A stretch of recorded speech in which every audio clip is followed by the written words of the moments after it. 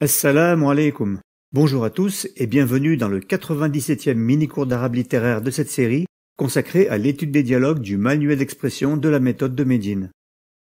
Aujourd'hui, nous abordons l'étude de la 4e leçon de ce manuel qui est composée d'un seul dialogue. Nous y retrouvons Anas, qui est un étudiant que nous avons déjà rencontré dans les dialogues de la première leçon et qui se trouve maintenant à l'aéroport de la ville de Médine. Pour suivre ce cours de manière efficace, je vous invite à télécharger la transcription vocalisée du dialogue au format PDF en cliquant sur le lien indiqué dans la description. Commençons donc par examiner le titre de cette nouvelle leçon. Fil matar. Ce titre est composé de deux mots. Fi, qui est une particule du cas indirect, qui correspond aux prépositions à ou dans. El matar, qui signifie l'aéroport. Le titre de cette leçon signifie donc tout simplement « à l'aéroport » et nous annonce le contexte dans lequel va se dérouler le dialogue de cette leçon. Du point de vue de la déclinaison, le nom El-Matar est placé après la particule du cas indirect fi et il est donc majrour, décliné au cas indirect, et sa terminaison est marquée par la voyelle kasra. Avant d'étudier en détail les répliques de ce dialogue, vous avez sans doute remarqué qu'il est précédé d'un petit texte qui décrit le contexte de l'aéroport dans lequel il se déroule. Nous allons donc commencer par examiner une par une les phrases de ce texte qui comportent de nombreux mots nouveaux. هذا مطار الأمير محمد بن عبد العزيز بالمدينة المنورة. Dans cette phrase, on trouve un total de 10 mots dont la plupart sont nouveaux dans cette série de cours. هذا, qui est un pronom démonstratif, qu'on utilise pour désigner une personne ou une chose de genre masculin et qui, en fonction du contexte, correspond en français au pronom démonstratif ce, ceci ou encore à l'adverbe voici. Matar, qui signifie aéroport. El-Emir, qui signifie gouverneur ou commandant et qu'on désigne généralement en français par émir dans le contexte du monde arabe. Mohammed, qui correspond au prénom Mohammed. Ibni, qui signifie fils et qui s'écrit habituellement avec la lettre alif au début du mot, sauf dans le cas présent où il est placé entre deux noms propres. Abdul Aziz, qui correspond au prénom Abdul Aziz, qui est composé du nom Abd, qui signifie serviteur ou adorateur, annexé au nom Al-Aziz, qui signifie le puissant. Le sens de ce prénom correspond donc au serviteur du Tout-Puissant.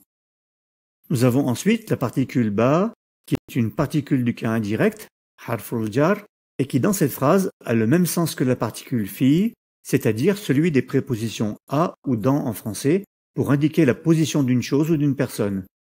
Comme elle n'est constituée que d'une seule lettre, on la désigne en utilisant son nom dans l'alphabet, c'est-à-dire la lettre ba. Enfin, nous avons la construction al-Madinatil Munawwara, qui est composée du nom al-Madina, qui signifie la ville, et de l'adjectif al-Munawwara, qui signifie éclairée ou lumineuse. L'ensemble signifie donc littéralement la ville lumineuse et désigne la ville de Médine en Arabie Saoudite. Si on reprend donc cette phrase mot à mot, on obtient هذا, ceci, matar, aéroport, al-Emir Mohammed ibn Abdel Aziz, l'émir Mohammed, fils d'Abdel Aziz, bil Madinatil Munawwara, dans la ville lumineuse, c'est-à-dire Médine. Lorsque le nom Ibn fait partie du nom d'une personne, comme c'est le cas dans cette phrase, on le laisse généralement tel quel lorsqu'on traduit le nom en français, c'est-à-dire qu'on le laisse sous la forme Ibn ou parfois encore Ben. Prise dans sa globalité, on peut donc traduire cette phrase en disant « Voici l'aéroport Émir Mohammed ibn Abdel Aziz de Médine ».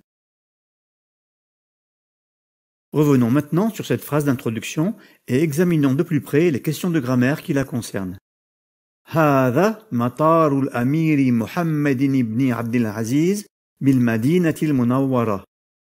Voici l'aéroport Émir Mohammed bin Abdul Aziz de Médine. La phrase commence donc par le pronom démonstratif هذا qu'on utilise pour désigner une personne ou une chose de genre masculin, comme c'est le cas du nom matar, qui signifie aéroport. Le pronom هذا occupe ici la fonction de sujet de la phrase nominale, al-mubtada, et le nom matar, la fonction de khabar, l'information que l'on apporte sur le sujet. Comme nous l'avons observé précédemment, al-mubtada et al-khabar constituent le fondement de la phrase nominale qui doit obligatoirement comporter ces deux éléments au minimum. En effet, si on supprime tous les autres termes de cette phrase, on obtient « Hādhā maṭārun » qui signifie « c'est un aéroport » ou encore « voici un aéroport » et qui constitue une phrase complète et compréhensible. Du point de vue de la déclinaison, ces deux fonctions impliquent le cas régulier, comme l'indique la voyelle dhamma à la terminaison du nom matar. Le pronom démonstratif hādhā est quant à lui invariable et sa terminaison n'est donc pas affectée par la déclinaison. Du point de vue de la prononciation, les deux syllabes du pronom hādhā doivent être prolongées malgré l'absence de la lettre alif à la suite de la lettre ha. On dira donc bien hādhā et non pas hādhā. La suite de la phrase est constituée d'une série de termes qui viennent apporter des précisions sur l'aéroport qui est présenté ici. On apprend donc que le nom de l'aéroport est l'émir Mohammed bin Abdul Aziz et qu'il se trouve dans la ville de Médine. Observons maintenant le nom de cet aéroport en l'isolant du reste de la phrase. Al-Amiru Mohammedun ibn Abdul Aziz. L'émir Mohammed bin Abdul Aziz. Dans cette construction, le nom Mohammed remplit la fonction de badal du nom Al-Émir. La fonction de badal, qu'on appelle aussi en français le substitut, s'utilise pour apporter une précision sur le nom qui le précède, à l'aide d'un nom qui désigne la même personne ou le même objet. Il est donc différent de l'adjectif qualificatif, an-naht, qui apporte une précision à l'aide d'une caractéristique du nom qu'il qualifie. Par exemple, dans la construction Al-Amirul Jadid, qui signifie le nouveau gouverneur, ou tout simplement le nouvel émir, le nom Al-Jadid, qui signifie nouveau, occupe la fonction d'adjectif qualificatif puisque c'est une caractéristique de l'émir. L'ajout de l'adjectif Al-Jadid nous permet donc de le distinguer des anciens émirs. Al-Amirul Jadid, le nouvel émir, Al-Amirul Qadim, l'ancien émir. Maintenant, si on observe la construction Al-Amiru Muhammad, le nom Muhammad ne désigne pas ici une caractéristique de l'émir, mais renvoie à sa propre personne, c'est-à-dire que Al-Amir et Muhammad désignent ici la même personne. L'ajout de son prénom permet donc de l'identifier et de le distinguer des émirs qui ont un autre prénom. Al-Amiru Muhammad, l'émir Muhammad, Al-Amiru Faisal, l'émir Faisal.